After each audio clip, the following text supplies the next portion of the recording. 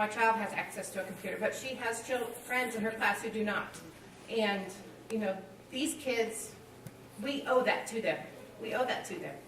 And I am sad for the other positions that are being cut too, or the other programs, but I'm making notes here as you're talking, as we're doing your presentation, and I cannot, in my mind, justify, you know, summer weight room, we want that to happen, make those kids pay a fee, whatever, but, you know, we've got to provide computer class for these kids, or something to that effect.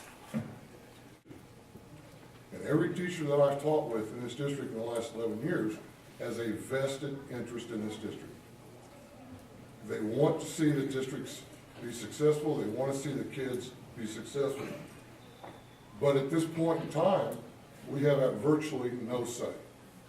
There is no more principals advisory committee. There is no more superintendent's advisory committee. We do not sit down and discuss what needs to be discussed. And I think those are the things that need to be looked at. There's ways to look outside. I don't want to use the proverbial outside the box thing, but doing the same thing and expecting different results is not happening. We have to learn how to volunteer. We need to learn how to get our community involved in Plattsburgh, because when I was here, Plattsburgh was a fun place to be.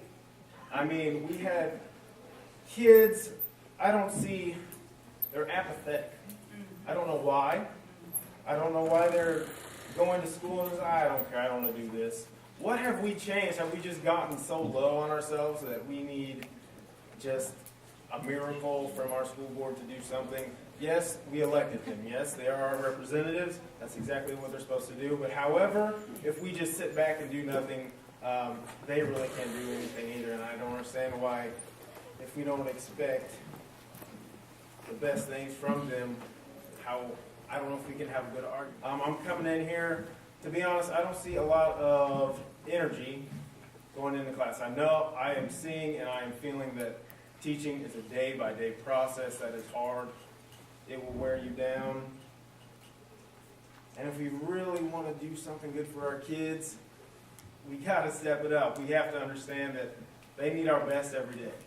I try to bring that. I've only been doing this for 4 weeks. I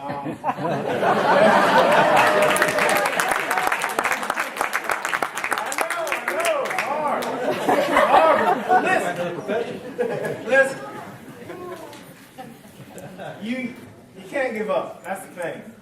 We need more than a 1-year plan. We need a 10-year plan, or we need a 20-year plan. I don't even know. And I think we need to base that on what we do already know and how much worse it could get, and come up with some ideas on how we can keep these things or do them differently, or I don't know, do them differently. But I want to hear, as a parent and as a taxpayer and as a retired teacher, I want to hear how we can do that, or what have we come up with that might work, or that might get people from the community to help. I just want to hear those things.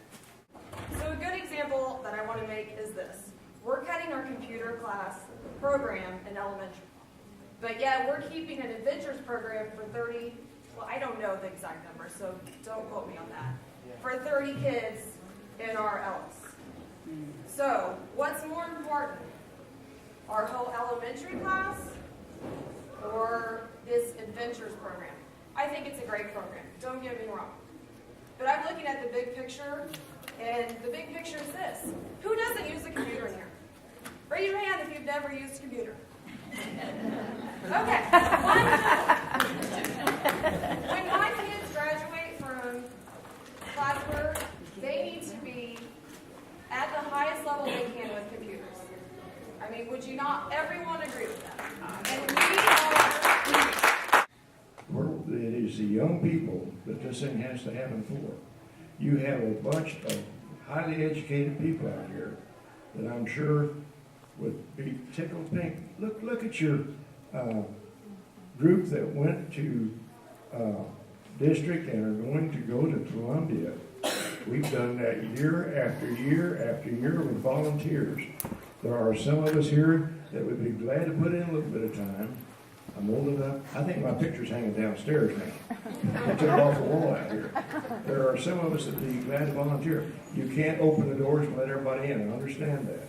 But if we jump through the hoops and did our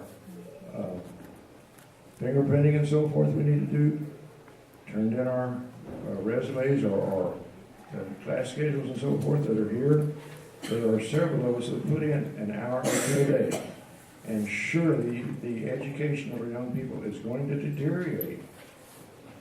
I think with a little bit of help from the community, we could keep it up to where it is, and our students would be able to go to any school from here or on their own work. I think they can do that.